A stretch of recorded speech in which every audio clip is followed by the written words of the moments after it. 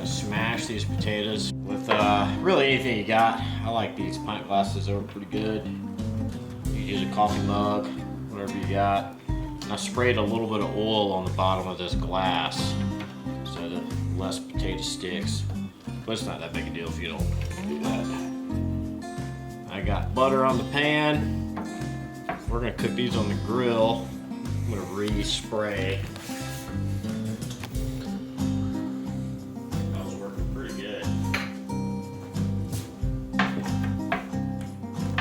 Spoke too soon.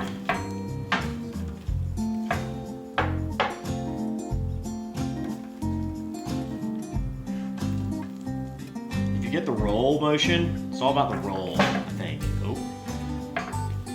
Yeah, that's it.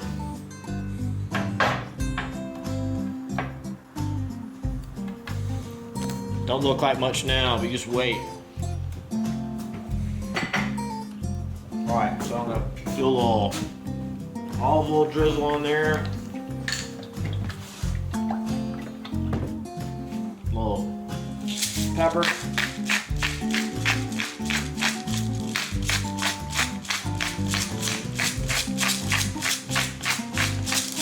Do a little onion on there.